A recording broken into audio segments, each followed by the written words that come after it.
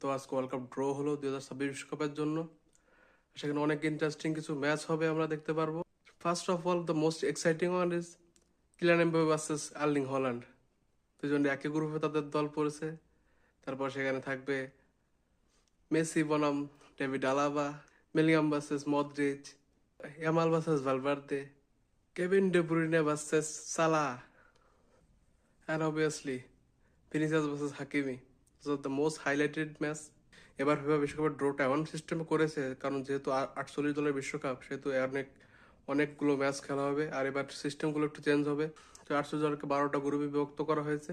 আর এবার গ্রুপ স্টেজের যে খুব একটা এক্সাইটমেন্ট হবে সেরকম কিছুই না, কারণ মোস্টলি সবগুলো বড় দলই পরের রাউন্ডে যাবে। কারণ কারণ কোনো দলই কোনো গ্রুপ আর দিতে এবার হয় নাই।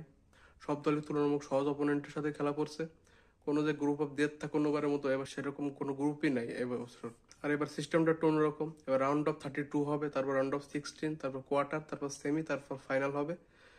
তো বুঝতে পারতেছেন যে ওয়ার্ল্ড কাপটা কতটা এক্সটেন্ড করা হয়েছে। একদম টিম বেশি, তারপর থেকে পেলিং যে গ্রুপ স্টেজ বা তারপর যে স্টেজগুলো হয় সেগুলোই বেশি। 12টা গ্রুপ থেকে এবার 32টা টিম সিলেক্ট হবে ফার্স্ট রাউন্ড অফ 32-তে। সেখান থেকে প্রতিটা গ্রুপ থেকে টপ 2টা টিম যাবে। সেখানে হবে মোট 12 দুগুণে 24টা দল।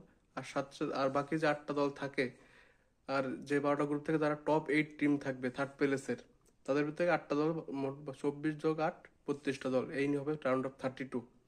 তো আশা করি এবার গ্রুপ স্টেজে আমরা কোনো আপসেট আমরা দেখতে পারবো না, কারণ যেহেতু রাউন্ড অফ 32, সেহেতু কোনো দল যদি এক ম্যাচ জিতে ভালোভাবে তাদের গোল ব্যবধান থাকে, তাহলে যে কোনো দলই পার করে যাবে। বিশেষ করে এবার বড় বড় টিম আসলে তেমন কোনো টাফ অপোনেন্ট নেই বললেই চলে। তো প্রথমত যদি আমরা গ্রুপ নিয়ে আলোচনা করি, তাহলে সেখানে গ্রুপ এতে আছে Mexico, south Africa, south Korea এবং আর আর যারা প্লে অফ থেকে একটা দল আসবে সেখানে। আর গ্রুপ